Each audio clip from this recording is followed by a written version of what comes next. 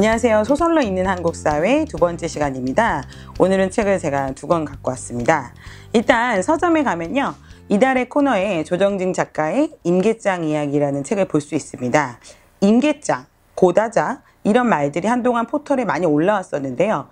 임계장이란 뜻은 임시계약직 노인장이란 뜻이고요. 고다자는요, 고르기도 쉽고 다루기도 쉽고 자르기도 쉽다의 줄임말인 어떤 은어입니다. 이것은 고령의 노동자들을 일컫는 은어라는 점을 그 당시 알게 되었는데요. 이 은어들은 당시 강북구의 한 아파트에 경비 노동자분이 주민의 폭력과 협박을 견디지 못하고 유서를 남긴 후 죽음을 택하면서 조명받게 된 책과 이야기입니다. 누군가 목숨을 잃고 나서야 세상에 알려진 이야기, 임계장 이야기는 한국 사회에 만연한 갑질 폭력에 이어 을질로 불리는 을, 병, 정 등의 횡포와 폭력을 마치 먹이사슬의 구조처럼 보여주는 책이라고 할 수 있습니다. 한국언론진흥재단의 20대에서 60대까지 1,000명을 대상으로 한 설문조사에 따르면요, 응답자의 95%가 한국 사회 갑질 문제가 심각하다고 대답했습니다. 천정환 교수는 칼럼에서 이렇게 말했습니다. 우리가 소위 촛불혁명도, 총선도, K방역도 빛나는 승리로 이끌었을 것이다. 선량한 중산층도 구조적 착취와 부드러운 합법적 갑질에 집단적으로 연류 혹은 가담하고 있다고 봐야겠다. 그 기제는 깊이 구조적이고 문화적일 것이다. 자기 책임주의, 능력주의, 반노조주의, 이데올로기가 뒷받침하고 있는 고용불안과 노동관계법의 구멍에 죄의식을 탕감하고 차별을 자연화한다. 그의 이러한 일침은 현재 진행 중인 우리 사회의 무수한 민낯을 과감히 드러냅니다. 경비 노동자 대부분이 저임금을 받으면서 장시간 과중한 업무에 시달리고 있고요. 냉난방의 열악함, 식사할 수 있는 공간조차 부재합니다. 입주자의 괴롭힘과 또 고질적인 갑질은 정말 만연한 문제인데요. 이분들은 언제나 정신적, 육체적 폭력에 수시로 노출되어 있습니다. 저는 임계장 이야기를 읽으며 안톤 체홉의 소설을 떠올렸습니다. 그의 초기 단편들은요, 신경증에 걸린 인물들, 강박과 불안에 시달리는 작은 인간들의 존재를 드러내고 있습니다. 관리의 죽음은 아주 짧은 분량인데요, 다양한 해석이 가능합니다. 하급관리 체르바코프는 쉬는 날 극장에 가서 지극한 행복을 느낍니다. 그런데 예기치 않았던 사건이 일어나죠. 앞줄에 앉아있던 대머리 신사에게 재채기를 한 것입니다. 그래서 그 장군의 머리에 침이 튑니다. 물론 별일 아닐 수도 있죠.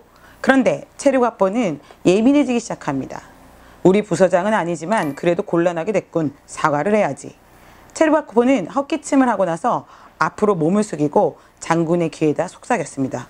용서하세요, 각하. 제가 침을 튀겼군요. 본의가 아니었습니다만. 그렇음에도 체르바코프는 더 이상 공연에 집중할 수가 없었습니다. 공연을 보기는 봤으나 행복감을 더 이상 느낄 수 없었고 불안이 그를 괴롭히기 시작했습니다. 공연 휴식 시간이 다가왔고요. 그는 장관에게 다가가 말합니다. 제가 침을 튀겼습니다. 각하, 용서하십시오. 전 그저 다만... 정말 나는 벌써 잊어버렸다니까. 아직 그 얘기요. 장군은 신경질 냈습니다. 체르바코프는 잊어버렸다고 하지만 눈에는 원한이 담겨있는 걸 하고 생각합니다. 그리고 집에 돌아와 아내에게 자신의 무례한 행동에 대해 이야기합니다. 그녀는 장관이 다른 부서 사람임을 알고는 안심했지만 아내도 그렇게 말합니다. 그렇더라도 당신이 가서 사과하세요. 체르바코프는 대답합니다. 그래, 바로 그거야. 사과를 했는데도 그 사람은 뭔가 이상했어. 한마디 대꾸도 없더라고. 하긴 제대로 이야기할 시간도 없었지만 체르바코프는 점점 엄청난 충격과 부담을 갖게 되고 공황으로 이어집니다. 자신의 행동을 무마하기 위해서 체르바코프는 장군을 다시 찾아갑니다. 그 뒤로 광적으로 찾아가서 용서를 계속 구합니다. 해명하고요, 사과하고요. 그것에 악에 바친 장군은 저리 꺼지란 말이야 하고 소리를 지르고 결국엔 체르바코프는 어떤 충격을 받게 됩니다. 허약해진 체르바코프는 신경체계의 최후의 타격을 받습니다. 그 뒤로 관리는 아무것도 보지 못하고 아무것도 듣지 못해 뒷걸음질 친 다음에 집으로 돌아갑니다. 그 다음에 이 결말이 어떻게 되는지 아세요? 제복도 벗지 못한 채 침대에 누워 숨을 거둔다는 이야기입니다. 어쩌면 이 황당해 보이는 줄거리가 다소 난해하게 느껴질 수도 있을 것입니다. 당장 나가! 라고 장관이 경로하니까 체르바코프의 뱃속에서 뭔가 뚝 하고 끊어져 버렸다는 표현이 있습니다. 사실 모든 일에 겁먹고 풀이 죽은 작은 인간은 왜 정신적 충격을 견디지 못했을까요? 한순간 그의 허약한 신경구조가 파괴되어 신경성 쇼크를 당하게 되었을까요? 과연 이런 일이 사람을 죽음으로 몰고 갈 수 있을까요? 이것은 의학적으로는 가능한 설정인지는 잘 모르겠습니다. 하지만 체홉은 아무런 망설임 없이 결말을 파국으로 이끌어갔습니다. 당시 러시아 관료 사이는 수직적 위계 질서가 공고했습니다. 장군에게 사소한 실수를 했지만 그 위력에 억눌린 하급 관리의 불안 심리는 비극을 자아냅니다. 평소에 상관, 고위층과 건의에 대한 불안과 공포, 하급 관리의 그런 고통이 무의식 속에 깊이 각인되었던 거죠. 당시 체홉이 살았던 시기는 귀족과 하층민의 엄격한 계급 질서가 존재했던 사회였습니다. 하급 관리, 교사, 작가, 성직자 등 다양한 분야의 사람들이 귀족 출신이 아닌 농도나 평빈에서 신분 상승을 이루었기 때문에 귀족 출신 고위 관리들은 무의식적으로 복종하는 기제가 내면에 각인된 거죠. 체홉은 그의 억눌린 작은 인간들 내부에 남아있는 굴종의 정서에 역설적 쐐기를 박는 결말을 그려냅니다. 체르바코프는 관료제도의 이념을 자신의 내부에 스스로 체현하고 있는 문자 그대로의 하급 관리의 전형을 보여주고 있습니다. 하지만 체르바코프의 운명을 좌지우지하는 것은 추위도, 가난도, 심지어 관등 그 자체도 아니었습니다. 체업적 작은 인간의 하찮음은 그를 가두고 있는 사회 구조와 위계가 어느새 그들에게 자발적 자기 굴종을, 자기 비하를 내면화하게 된다는 것입니다. 억울함을 토로하기 위해 목숨까지 바칠 준비가 되어 있는 상태.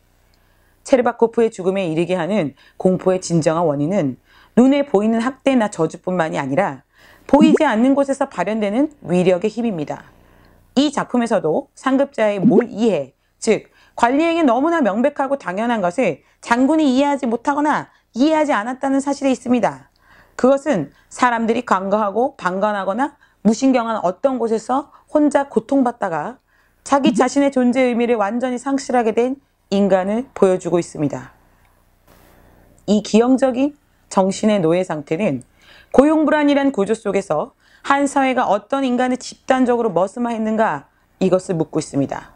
작은 인간을 위협하는 체제의 설계자는 거인이 아니라 기실 이 질서에 복무하고 재생산된 또 다른 숱한 작은 인간들이란 점을 시사합니다. 작은 인간들이 가진 존재의 비극성에 대해 이것을 고발한 책들은 굉장히 많았죠. 이것은 이미 오래된 이야기입니다. 하지만 우리는 다시 한번 이 작은 인간의 자금성에 대해 생각해 봐야 할 때입니다.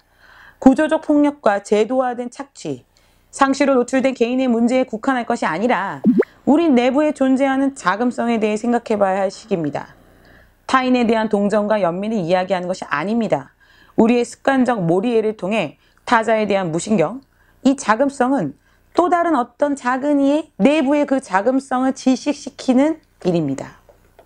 임계장 이야기의 작가 조정진은 한 인터뷰에서 이렇게 말했습니다. 삶의 의지가 무너지는 순간들이 많았다. 다 사람이라서다. 누군가 내 멱살을 잡고 때리면 삶의 의지가 무너질 수밖에 없다.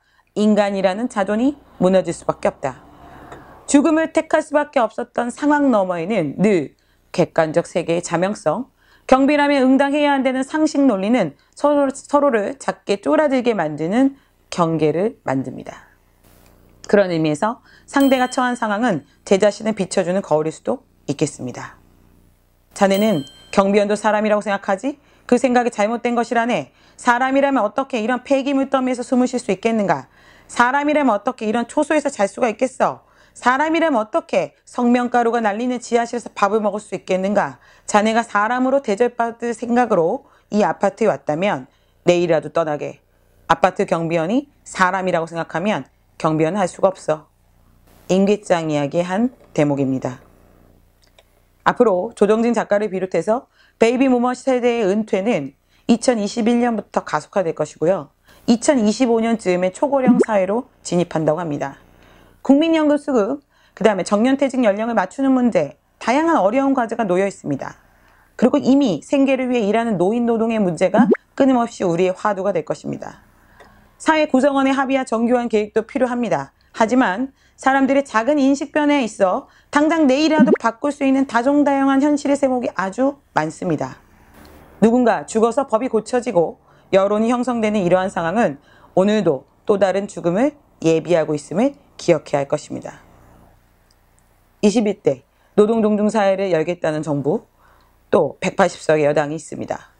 조정진 작가가 펴낸 임계장 이야기를 국회에 붙이고 싶습니다.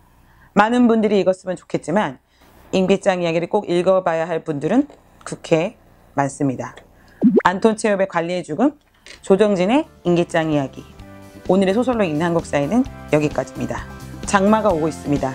모두 무탈하시길 바랍니다.